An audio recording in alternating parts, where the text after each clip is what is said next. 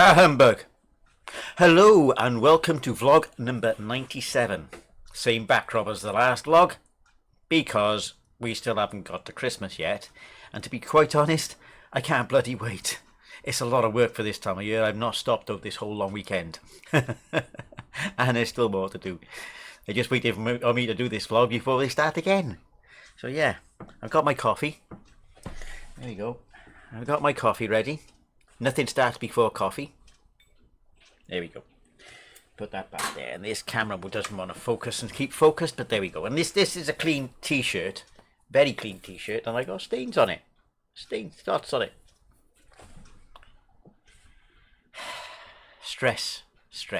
And I say I'm stressed, but I took my blood pressure yesterday and it's lower than it's been for ages. 110/83. That's good for me, trust me. Anyway, right. So, it's not going to be a long one this time, and that's what she said. But yeah, there's some bad news and some good news as usual. And yeah, the last vlog before Christmas, and let me think. I think, yep, this is definitely the last vlog of the year. Happy New Year. Right, anyway, you got some thoughts on high-speed driving and accidents.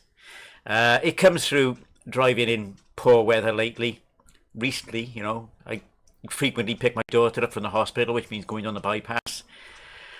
And you know, when you got weather where the rain is actually splashing off the ground and you can barely see where you're going, and you got all you can see in front of you is red light after red light after red light. No, personally, I keep my distance. I keep a nice 2 to 4 second gap depending on the circumstances. And everybody else is driving on their brake lights. And it's not just one or two, there are dozens of them just driving on their brake lights, right up the arse of the one in front. And then you wonder why. I used to think that and I used to say in the vlogs, that these accidents on the M4 we see regular are down to the average 50-mile-an-hour speed limit. It's not. I can see it. It's down to people driving too bloody close. Leave a gap. Leave a gap. If somebody gets in front of you, so what? It's a second or two. Leave a gap. Less chance of an accident. It's scary sometimes, especially, you know, when you see lorries, one behind the other with about 2 foot distance. One little slip up and bang, it's gone. It's ridiculous, utterly ridiculous. And as I say, it's not just one or two, it's dozens. It's terrifying sometimes. But yeah. And you know, nothing I'm going to say is going to change it, but here we go. Right. Now we're going on for a bit of bad news. Good news and bad news, but the bad news I'll find out by the end of next week, but may be an easy fix. I bought a coin slot out of my last Twitch payout. And it works, yes, but when I was testing it on the bomb jack, I forgot to keep an eye on the 2 free cables that go to coin counters, and it was touching the board. So I put the coin slot in, I put the coin in the slot, and while it added a credit, the sound froze, and it hasn't worked since. Now, with a bit of diagnosis and thoughts and chat with other people, it's either going to be the amp, which I don't think, because there was still audio coming through when the accident happened, or the CPU. The CPU is socketed. I have gone ahead and ordered one because it was only £4.50, or £5.50 total including postage. That should be here sometime next week. I will give an update next vlog, and of course I'll in the usual places I'll post whether that's fixed or not anyway. Otherwise, it's a more complex fix, which is going to take a little bit of brain power or somebody with a lot more experience than me. Not the end of the world. Can be fixed. But yeah, careless me, because I do things when I got a little bit of time and not a lot of time. That's just my own bloody stupidity. But yeah, it does work. I know the Supergun, which is the converter which takes the signals from the board to the HDMI and stuff, is working. To the SCART, it's not HDMI. All that's working because I tried it with the choplifter and that's fine. But yeah, the weird thing is though, with both of them, I put one coin in. It's not just it's not the coin slot. It's the same no matter how I do it. Even though it's all set for one coin, one credit, I get 2 credits. something I think with the super gun, which is giving the coin twice. But yeah, maybe I don't know. Maybe I'll try and actually jump at it so I can do it straight to the board connections and see what that does. But then again, that's going to be dangerous like the bloody bomb jackets, isn't it? Right. Now, I got something down here. I can't understand why I put it here. Mesh connection. Now, maybe because I've been so bloody... It's Christmas stress. I get it every year. Don't panic. There's nothing wrong with me. Because I've been so stressed out leading up to this time, it's... It might be because the software is updated on the phone and now it reconnects without having to force close the app. Yeah. Oh, no. I know what it was.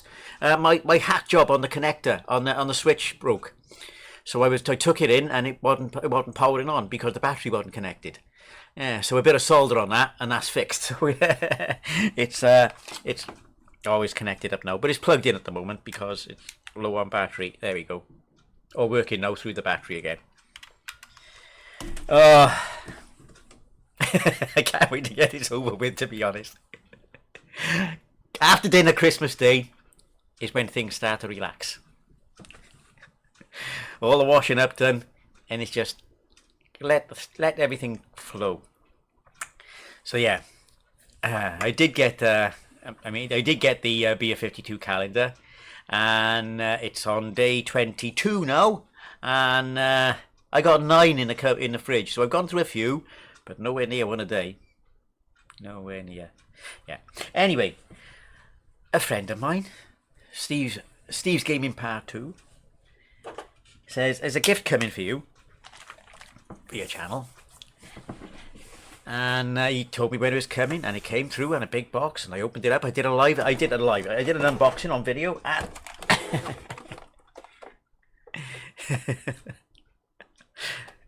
I'm still stunned over this. Still stunned. Got an SD to BBC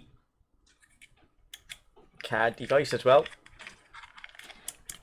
and the ROM in there, and I opened it up a few times and fitted an audio mod so I can actually get audios to the speakers, to the stream. And yes, it's absolutely marvelous. I've done a stream with it. It worked beautifully. I do have I've planned to get a 27 128 EEPROMs. It's got MMFS2 in there, which is absolutely brilliant. It's so much simpler. But I want to try and get that menu for use on streams, which means you have to use the beeb.mmb file format, which is a container for the lot. And I use MMFS1. Well, I've downloaded the ROM. I just got to flash it and fit it. Not a difficult job at all. I just got to get the EEPROM. The EEPROMs are not expensive. They're less than a tenner. So yeah, that'll be in the new year. I'm not doing that. I'm not doing that this side of 2026. So yeah, but yeah, great stuff that is. As I say, I fitted the audio cable. The audio cable came with crocodile clips, and I did it for the BBC Micro, but I didn't notice it's the BBC Micro Bit, which is a standalone board. It's not a BBC Micro at all. But I do know how to fit an audio cable where you plug in the external and it disconnects the internal speaker. I do know how to do that. I got the sockets to do that for, but again, I'm not going to touch it now until I've actually got time, because I don't want to make a balls up of this.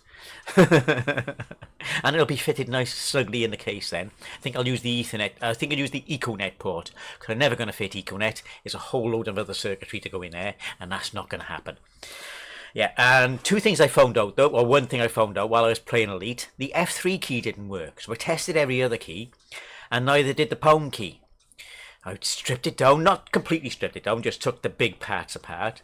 I can see nothing wrong with it. And with 1 or 2 keys, that doesn't sound like broken cables or anything, broken traces or anything. Could be a pad, but the keyboard looks solidly constructed.